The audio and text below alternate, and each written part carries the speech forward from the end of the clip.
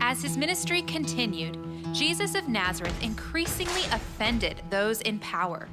In standing up for sinners, he stood against the blind arrogance of religious leaders. In calling social rejects to follow him, he called out the sins of those who thought they had checked all the right boxes. And as he welcomed people who acknowledged their own sickness, he challenged those who believed that they were healthy.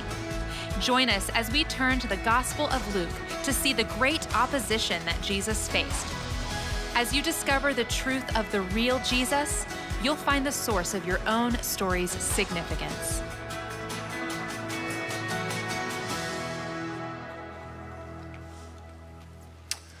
Well, good morning, everyone, and let me extend to you my greetings this morning, whether you're watching online or here with us on our Frisco campus. And I've been really intrigued by the assignment that I received to talk about how Jesus flips the script on generosity. And I've really kind of been taken by that whole concept of flipping a script. You know, we hear that from time to time, but we don't often stop down and say, well, what does that mean and how does it apply to me? So I process some things, and here's how I'm defining flipping a script. To flip a script means to change the direction of a storyline in a surprising way that causes you to rethink everything that you thought that you knew. Now, this is very prominent when it comes to some classic movies. And there are three in particular that I thought really were well served by this whole idea of flipping the script in the middle. I know this is a little bit older. How many of you ever seen the movie called The Usual Suspects? Okay, you gotta watch out for Kaiser Soze, right? And if you haven't watched this, I mean, it is an incredible flipping of the script. And perhaps an even better example of that is M. Night Shyamalan's The Sixth Sense. How many of you saw that? Do you see dead people? I mean, it's really, it's incredible. And then for those of you who are a little bit in the younger generation, The Empire Strikes Back, and Luke, I Am Your Father. I mean, that just changed everything, right? And so there are times when you think that a storyline is going one direction and something happens to flip it, and you have to go back and rethink everything that you saw, recontextualize everything. Now here's the thing, Jesus excels at flipping scripts. As a matter of fact, we could actually rename Luke the Gospel of Flipped Scripts. Because in the Gospel of Luke, a child is born to a poor peasant woman, and he grows up to be a king. Disciples who were very far from the brightest and the best of their particular generation, they changed the world. Jesus flips the script on how you treat an enemy. He flips the script on the role of women in his kingdom. He flips the script on who is in and who is out of God's club. He flips the script on how the Messiah is going to bring in his new kingdom. And the biggest one of all, he flips the script about death. Now, if we could kind of pull away all the masks today, some of you could probably say that you were here today wondering whether or not that Jesus could flip the script of your life. Maybe to flip the script of your marriage. Things have been heading south for quite some time. You have lost hope that your marriage can survive, and you're just wondering if Jesus could flip that script and bring you wholeness and newness in the most important relationship in your life. Or maybe you're wondering if Jesus could flip the script of the relational health of your families. Maybe you're estranged from your parents. Maybe you have a child from whom you're also estranged. Maybe you could flip the script over your emotional health. I mean, we are just riddled with anxiety and depression in this day because of all the stuff that's going on. And you're wondering if Jesus could flip that script. Maybe he could flip the script of your addiction, your loneliness. Maybe he could flip the script of a lack of purpose in your life. And if you have come today wondering if Jesus could flip that script, let me tell you, he excels at it and he can do it. Others of us who are here today are here because Jesus has already flipped the script in our lives. Like the father of the prodigal son said when he returned, my son was lost and now he's found. And maybe that really resonates with you. Maybe you were dead and now you're alive. Maybe you were empty and now you are full. Maybe you were broken and now you're whole. Maybe at one time you were hopeless and now you are hopeful. Now, when it comes to flipping scripts, there are three things that are involved in flipping that script. And the first one is this: you have to recognize that you have an old script. That is, we are writing scripts with our lives, and our scripts that we are writing reveal something about ourselves, and also it intimates a direction that our life is heading. I love what Andy Stanley says. He says, it's not intention, but your direction that leads to your destination. And whatever script that you're writing with your life right now, it is going to take you to some destination. And you might really want to be aware of where that destination is. And so that's why it's important to get in touch with what scripts you're writing with your life. Now, the reason why we rarely change our scripts is because there's some kind of obstacle that keeps us from changing it. That is, there is something that keeps us from thinking a new way, understanding things differently, or seeing them from a different perspective. And these obstacles keep us stuck. And then the third part of flipping a script is coming to understand the new script. That is, that we see that if we write our lives with this script, it will lead us in a new direction with new possibilities and a new destiny. And what Jesus does beautifully in the text that we're going to study today is he flips the script of generosity. Now, before we kind of dive into it, I want to offer you a caveat. And here it is. I am always a little sheepish when it comes to teaching about generosity and giving because it can come across as being quite self-serving. And the Lord knows there are way too many preachers from the health and wealth perspective who fleece the sheep so they can live in multi-million-dollar homes and drive or fly a stable of private jets. And yet, developing a spirit of generosity is essential to growing into Christ's likeness. Now, why is that? Well, to say that God is love in one breath is to also say that God is generous. Now, we all know that you can give something to someone without loving them, but you cannot love someone without giving to them. And so it is impossible for us to say that we love God or we love our neighbor while not at the same time being generous toward God or generous toward our neighbor or to those whom we love. So I want to do something a little unusual this morning. I want to take being generous to Preston Trail off the table. And why would I want to do that? Well, it's a simple reason.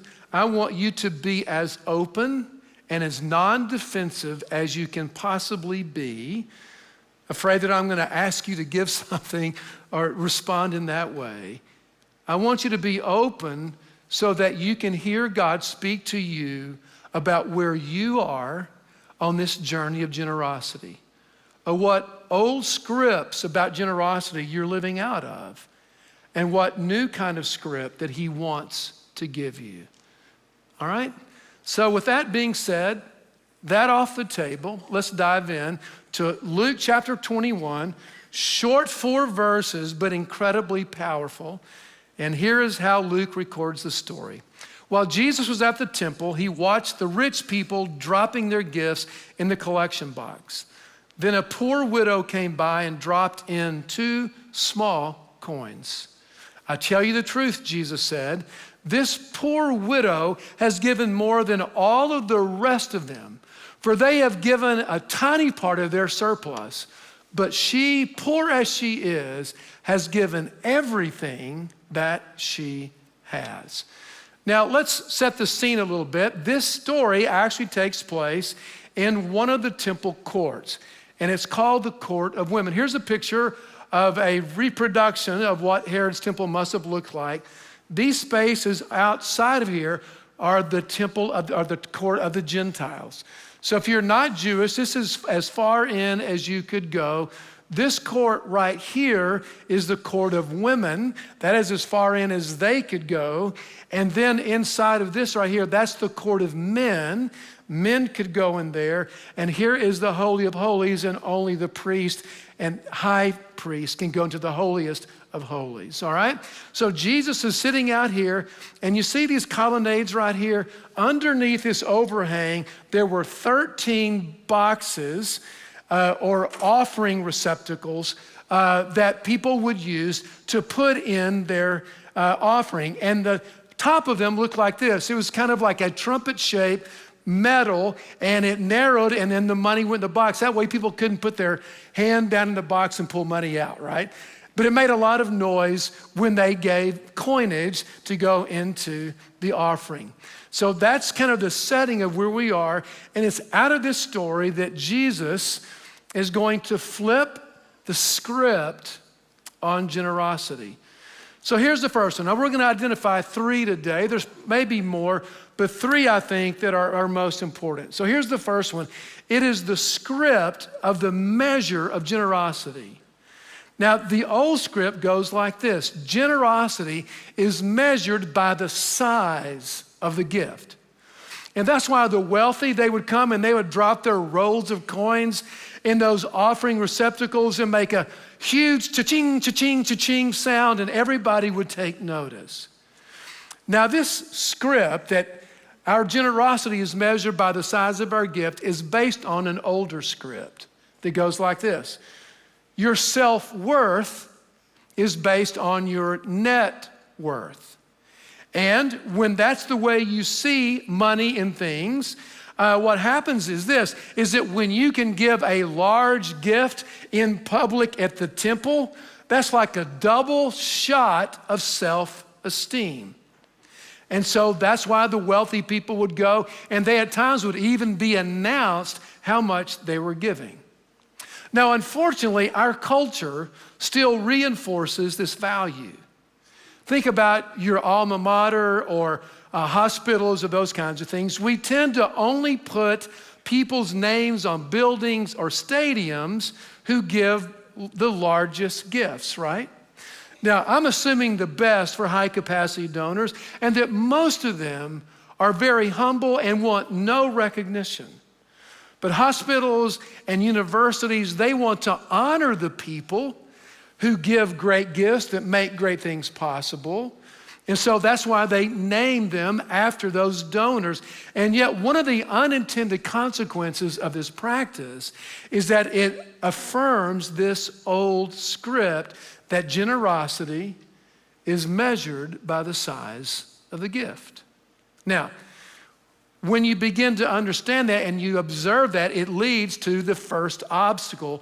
And the obstacle for a lot of us being generous is shame.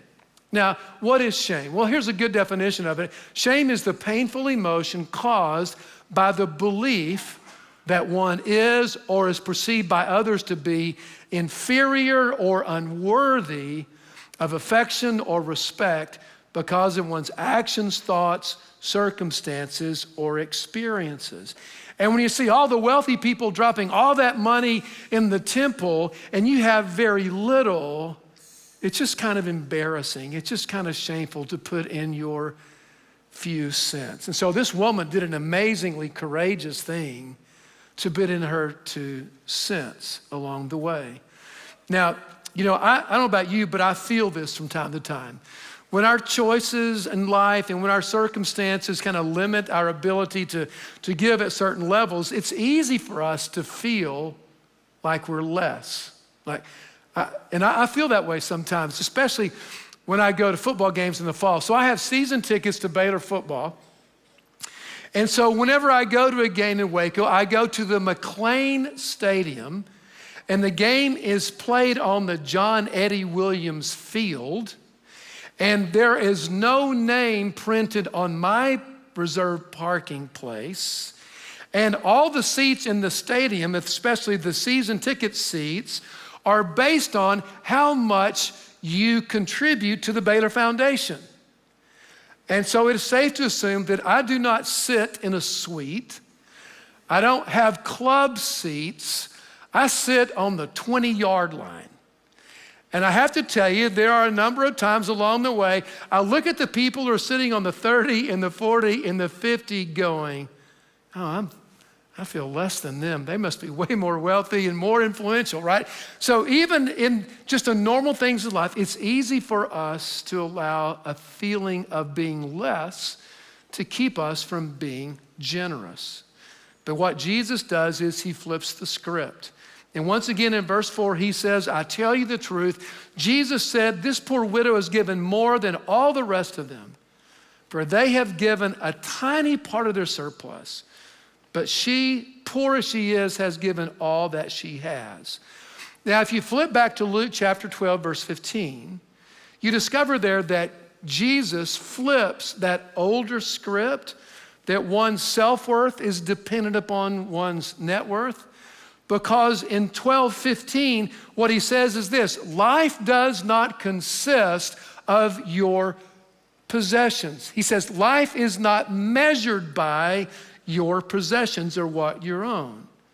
And so if wealth is not the measure of human worth, then neither can the size of one's gift alone be the measure of our generosity. And so Jesus, in this story, gives us a new script, and here it is. Generosity is measured by the size of the sacrifice.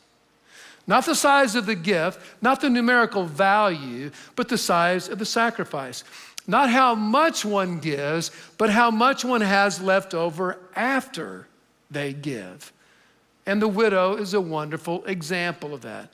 Now let me kind of delve a little bit more deeply into that, kind of in a practical way. Jesus is advocating more than simple proportional giving. Take, for example, Warren Buffett. According to Google, Warren Buffett, his net worth is about $100 billion right now. And let's assume he makes 8% a year on that $100 billion. So that means his income off of that is $80 million a year. And if he were to tithe his earnings, it would mean that he would give someone somewhere an $8 million gift. But let's also say that you have a neighbor who lives down the street who makes $100,000 every year, and they give a tithe, and that's $10,000 a year to them. Now, who would you rather want to be? William Buffett living on $72 million a year in income, or your friend living on $90,000 a year? But you see, the level of sacrifice in those gifts is different. That is, generosity, according to Jesus, is not measured on the size of the gift, but the actual cost of the gift to the giver.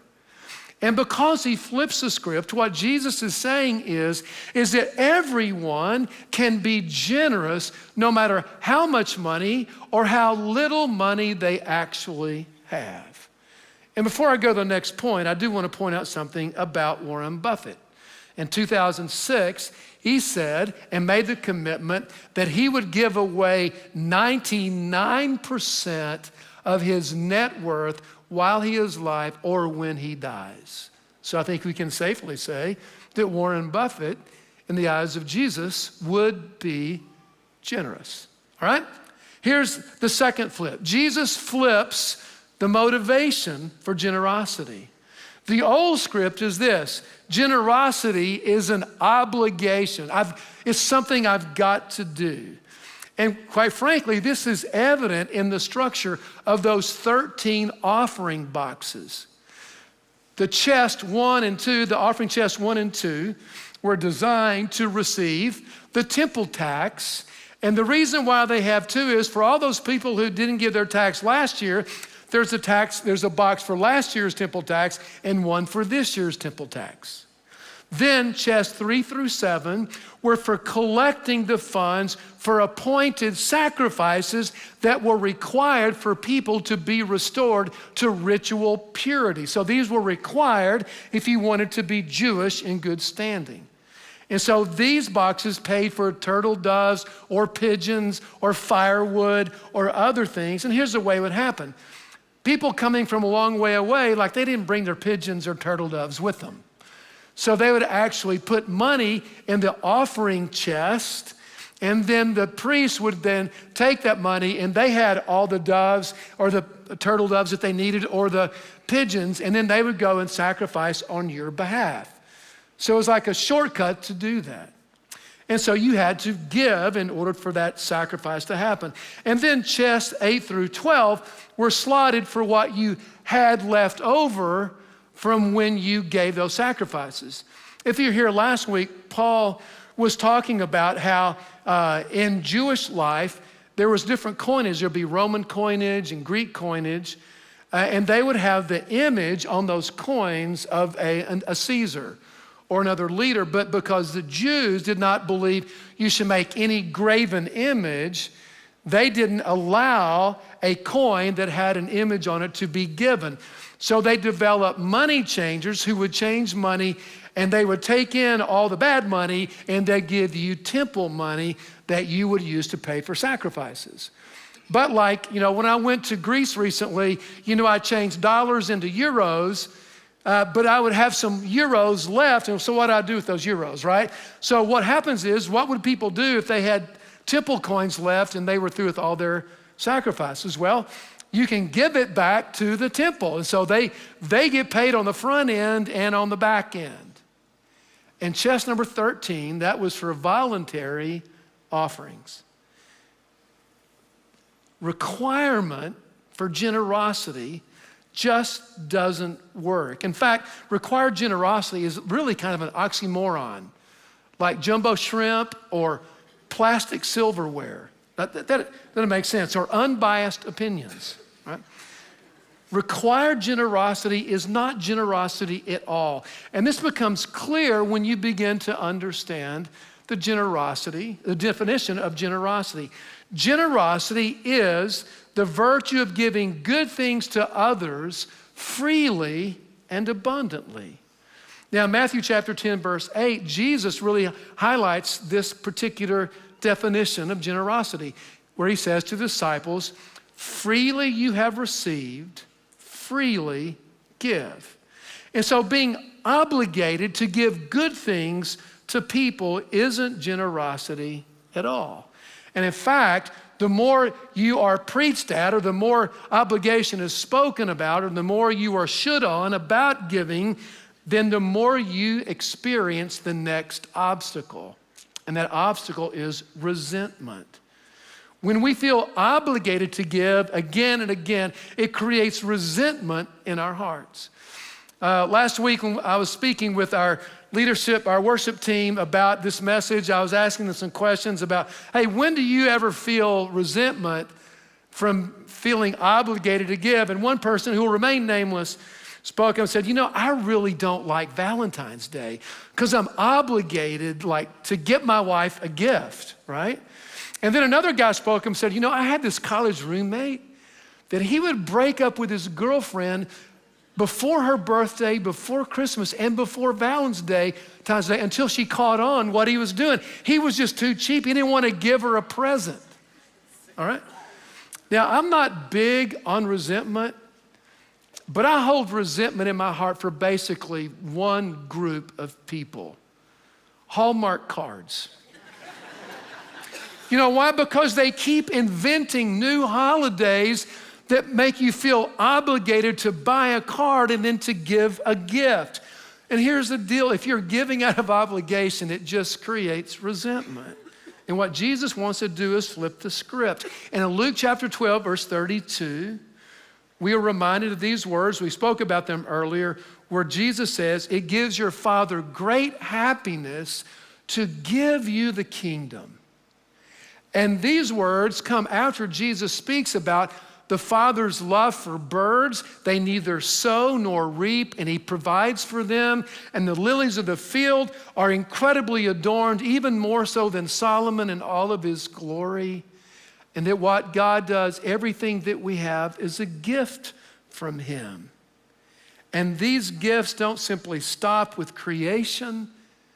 They continue on in what God has done for us in Christ, through coming to be with us in the flesh so we could see him and touch him and feel him, and to give his life for us on the cross and provide our redemption. When you stop and think about it just for a moment and look at creation and redemption and just so much of ordinary life, you come to the conclusion that all of life is a gift.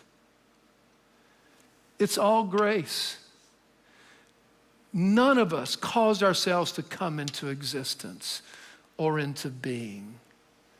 We are here, and it is a gift.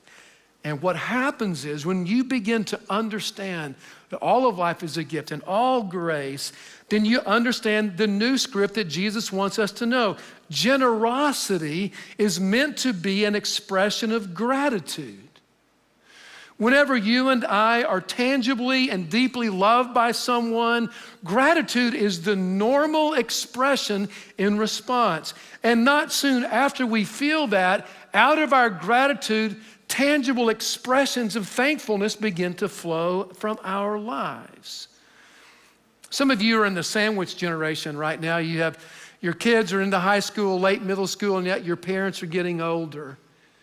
And some of you have like a parent, a mom who's in a nursing home right now. And you're going to check on her multiple times a week. But your mom was the most gracious, loving, sacrificing mom for you. And you go and check on her not out of obligation, but out of deep gratitude. And when you've met someone who's the love of your life, and he or she opens their heart to you fully and completely and gives to you all that they are, and you just begin to give back, you do so not because you're obligated, you do it because you're so grateful for the gift of this person in your life. And the same thing is true of Jesus. That when you understand him, when you experience him, when you comprehend the depth and the width and the height of his love for you, then it's just the most normal thing for you to want to give him your time and your energy and your service and your resources and your very life. Gratitude is the motivation for generosity. And then there's the third script. And Jesus flips this one. It is the effect of generosity. Now, the old script that most of us live with is this: generosity results in a net loss. Now, if you're like me, the first time when I was a kid and I read this story, I sat back and wondered, oh my gosh, I can't believe she did that. But if you think about it a little bit longer, you're going, oh my gosh, what's she gonna live on? Where's her next meal coming from? We can do the math. When you give God your resources, you have less by definition. And then our next question then is, will I have enough if I'm generous to God and other people? And what that question leads to is fear. And fear is the obstacle of so many of our experiences and feelings about generosity. We ask ourselves, will I have enough left to pay my bills this month? Will I have enough for the tuition payment? Will I have enough for retirement? Will I have enough to get the kids through college and pay for that wedding? I have 4 girls. They're all gonna wanna get married someday. We all have these questions about fear. And what Jesus says, I have a promise to offset your fear. In Luke chapter 6:38, we studied this a number of weeks ago. Jesus says, give and you will receive. Your gift will return to you in full. You won't have less, is what he's saying. Pressed down, shaken together to make room for more, running over and poured into your lap. The amount you give will determine the amount you get back. And what Jesus is saying is, don't be surprised that you actually don't get back more than you actually gave.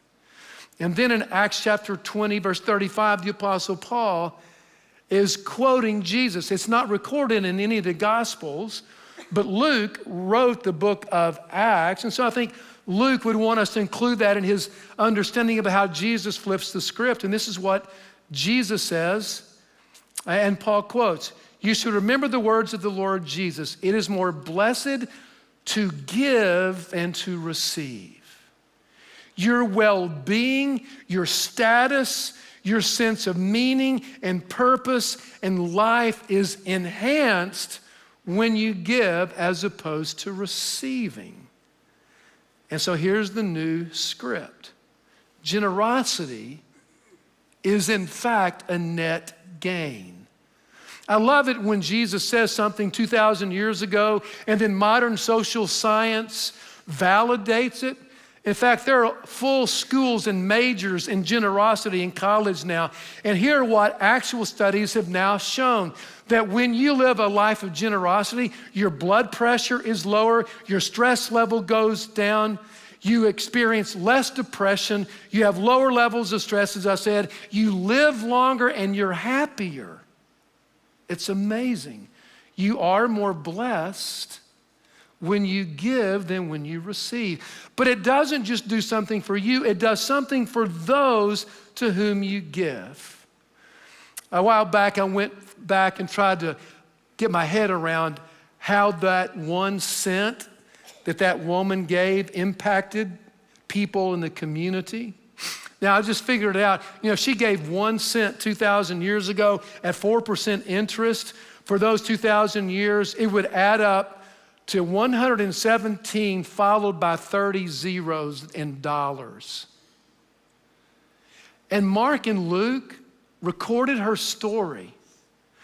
And boys and girls and men and women through the years have heard this story, and God has used it to flip their script and their understanding about generosity. And so just stop and think about the millions of people who have been fed and clothed because of this story.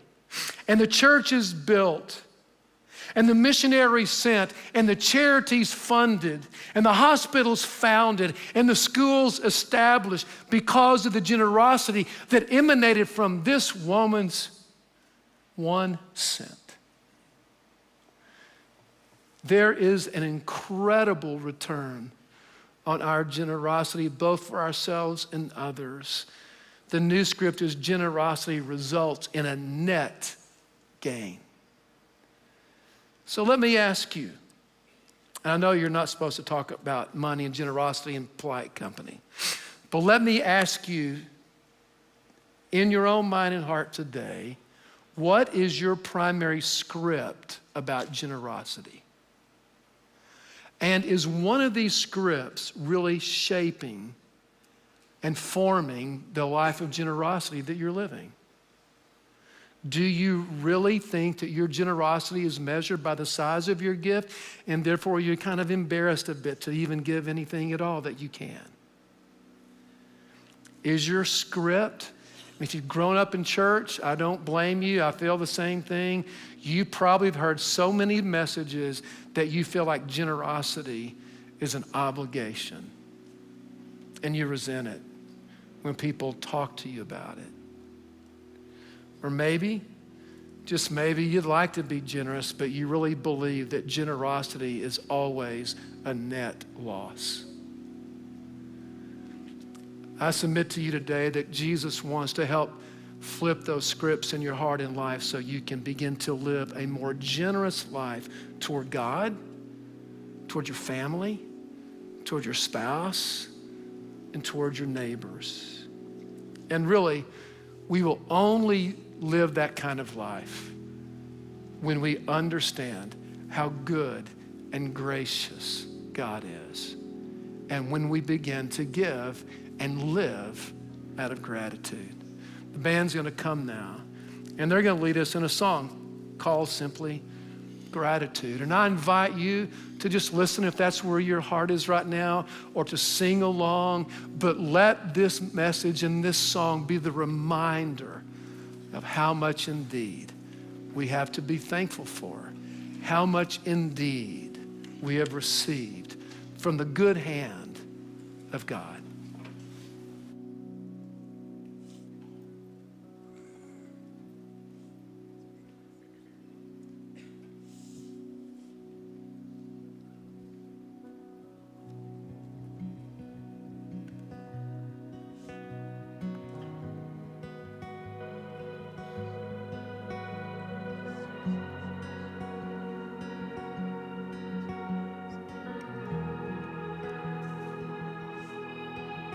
Oh, my words fall short.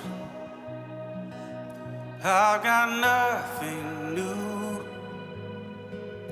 How could I express all my gratitude? I could sing these songs as I often do, but every song must end, and you never do. So I throw up my hands and praise you again and again, 'cause all that I have is a hallelujah, hallelujah.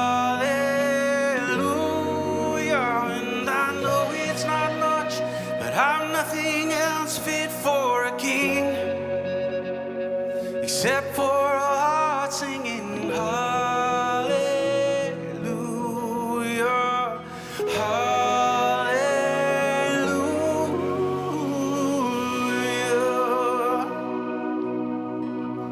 I've got one response, I've got just one move, with my arms stretched wide, I will worship you. So I throw up my hands and praise you again and again, 'cause all that I have is a hallelujah, hallelujah. And I know it's not much, I've nothing else fit for a king, except for a heart singing hallelujah, hallelujah.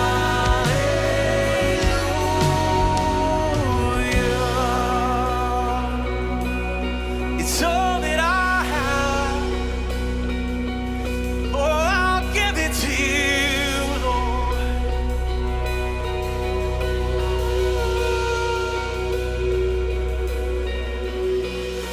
Come on, my soul, oh, don't you get shy on me. Lift up your song, 'cause you've got a lion inside of those lungs.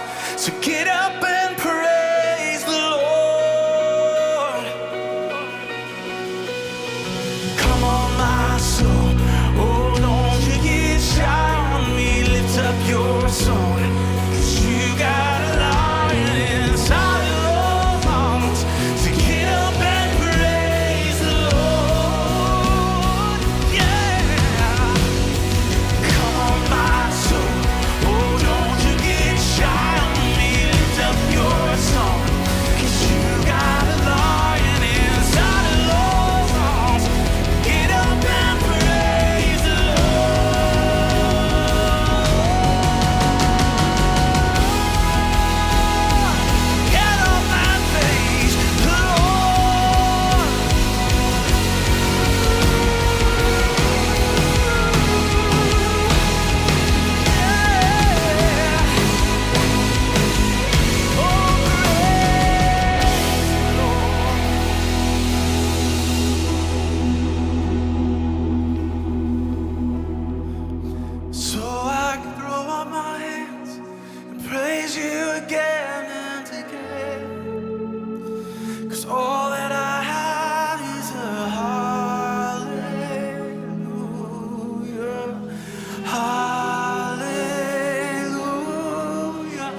And I know it's not much, but I'm nothing else fit for a king, except for a heart singing hallelujah,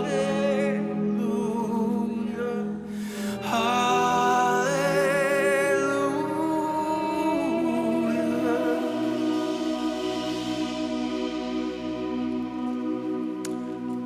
Would you bow with me? Several centuries ago in England, churches had a practice called remaining in the grace. And at the end of a service, they would just sit and ponder and wonder about the grace of God.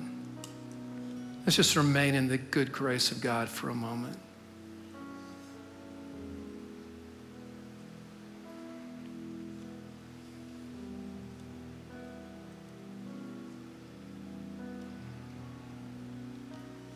Father, thank you indeed for the grace of Christ, the grace of creation, the grace of ordinary life, and the grace that just covers all of our sin.